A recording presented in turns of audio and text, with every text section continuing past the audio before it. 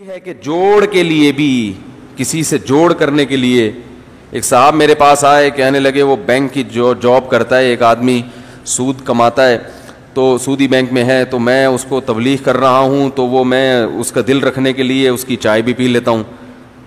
تو میں نے کہا اس کی آمدن تو حرام ہے بھائی, آپ اس کی آمدن سے اگر اس نے چائے خریدی ہے یا تو کوئی اور ذریعہ آمدن بھی ہے تو ہم تعویل کر لیں گے, ہو سکتا ہے اس سے پلا رہا ہو, لیکن اگر کوئی ذریعہ آمدن نہیں ہے تو پھر اس کی چائے پینا تو آپ کے لیے جائز نہیں ہے.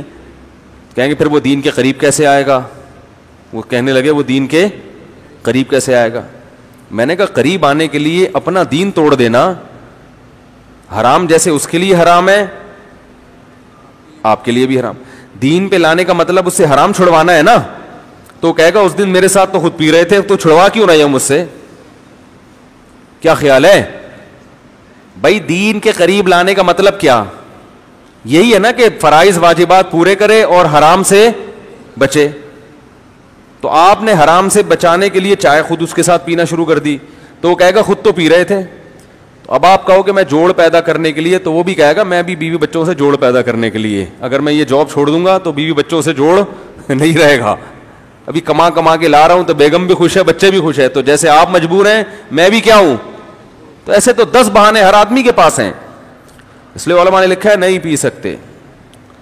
ہاں صدقہ کر دو اتنے پیسے زمان, اور اس کو بتا بھی دو کہ میں یہ چائے پی رہا ہوں مگر میں 30 روپے صدقہ کروں گا, تو پھر یہ حلال ہو جائے گی. اس کو بتانا ضروری ہے, ایسے موقع پہ بتانا اس لیے ضروری ہے تاکہ گناہ میں تعاون نہ ہو. وہ یہ نہ سمجھے بعد میں کہ دیکھو خود تو پی لیتے ہیں حرام کو اور ہمارے لیے کیا فتویٰ ہے, حرام ہے. جب اپنی مصلحت ہوتی تو پی لیتے ہیں.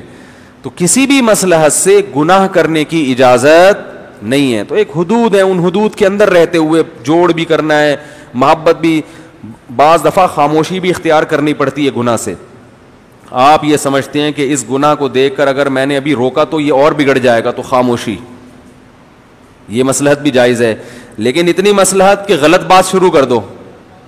اب دیکھو عیسائیوں میں جوڑ پیدا کرنے کے لیے آپ نے کیا کیا, کوئی عیسائی آپ کے پاس آیا, اب آپ ڈائریکٹ توحید سے شروع کرو گے نا, حضرت عیسیٰ اللہ کے بیٹے نہیں ہیں, تو اس نے تو ساری زندگی یہ سنا ہے کہ حضرت عیسیٰ معاذ اللہ اللہ کے بیٹے, ایک دم یہاں پکڑ لیا تو وہ بدک جائے گا. تو اس کا طریقہ کیا ہے؟ قرآن نے بیان کیا تعالوا الی کلمۃ سواء بیننا وبینکم, آؤ ہم ایک خدا کی طرف بلاتے ہیں سب کو. تمہاری بھی دعوت ہے ایک رب کی عبادت, ہماری بھی دعوت ہے ایک رب کی عبادت, تو مشترک چیزوں پہ لاؤ, ان چیزوں پہ آہستہ آہستہ وہ خود بخود آ جائے گا. تو اس چیز پہ کچھ چھیڑنے کی ضرورت نہیں ہے. لیکن جوڑ پیدا کرنے کے لیے آپ اس کو یہ کہنا شروع کر دیں کہ حضرت عیسیٰ کو تم اللہ کا بیٹا کہتے ہو, کوئی اتنا بڑا مسئلہ نہیں ہے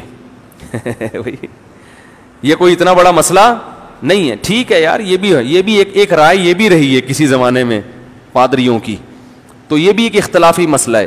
یہ کیا ہو جائے گا؟ یہ حد سے تجاوز. اس نظریے میں اس کی تائید نہیں کر سکتے آپ, خاموشی اختیار کر سکتے ہو. بعض دفعہ تو ساری زندگی خاموش رہنا پڑتا ہے, لیکن غلط بول دینا کسی کو خوش کرنے کے لیے اس کی شریعت میں اجازت